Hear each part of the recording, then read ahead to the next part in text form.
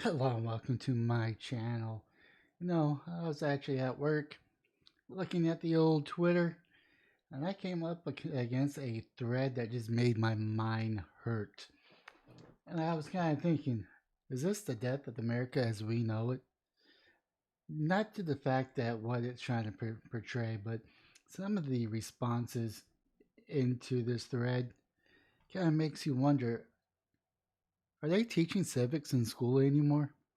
Is that a elective that's no longer required? Because I have to wonder, because some of these people have no concept of how our government works and why we have certain procedures in place. But this is the tweet, or the parent of the tweet is New York City equivalent population, and it shows a itty bitty dot right here. Actually, let's make it a little bit bigger. This right here, the many people that are living here is the same amount that's over here. Of course, some of the tweets right here.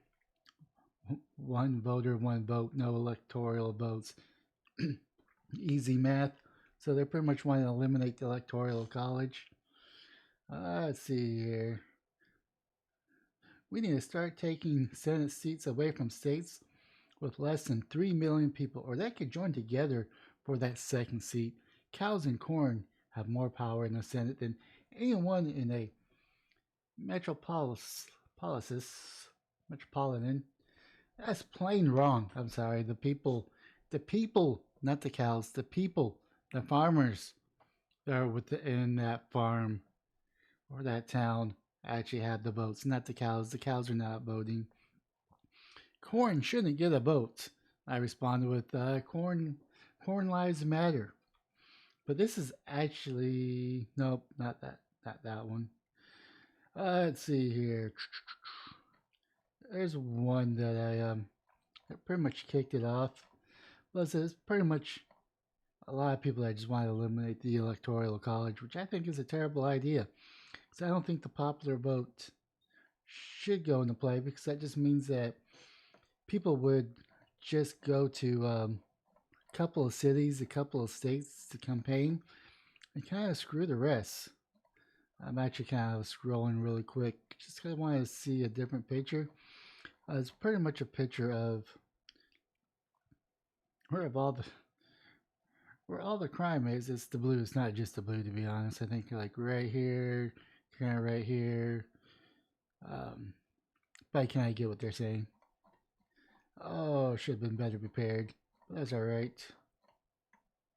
Trying to impeach this America. That's funny. Oh, there's one. I guess I'm just gonna have to ignore it for now.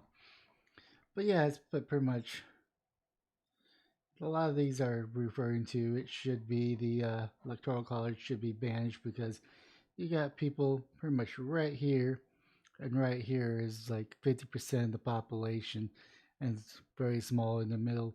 And I don't really agree with that, because I think it should be electoral college. That's why, like Montana, which I think is like right here, which has a very low population, it's very not very dense. They get 3 electoral college votes, and the way that electoral college works is you get 2 senators, which means yes, the per capita of those 2 senators are represented, but it's rather low compared to the senators of California, Texas, and New York.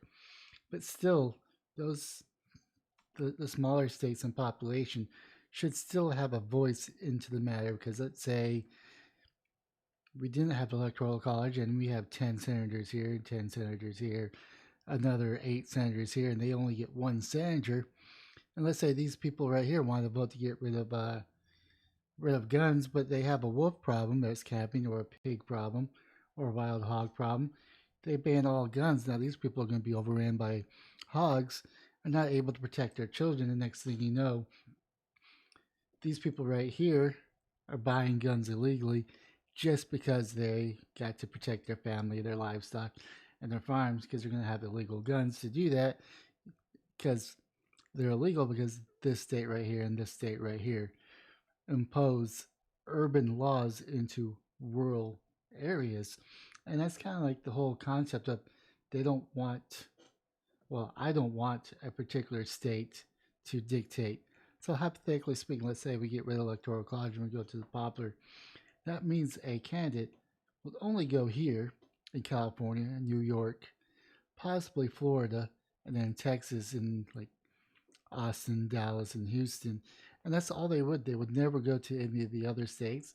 They'll just ignore Alaska and definitely Hawaii because that's too far to travel, which will make it very unfair. So you got people from either New York or California running, and they'll always win if we get rid of the Electoral College.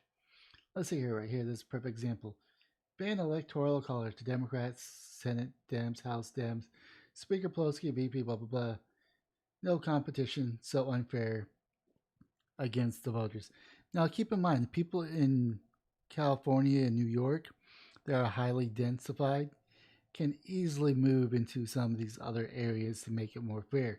But they don't want to move. They don't want to take the legwork. They don't want to go actually see the rest of the United States. They want to be in their bubble and complain because they're not being equally representation, which is kind of true if you go by the Senate. Now, we do have the House of Representatives, which I think is capped like at 400 and something. And we can always add more representatives if we really want to, but I don't think it's needed, mainly because they can't. I don't think adding more people to the House of Representatives is going to be worthwhile. I think it's going to be more detrimental. We're going to have less people agree. But yeah, I can't seem to find this tweet that I really want to show, but I think you. Oh, haha. There we go. This right here. So this is all.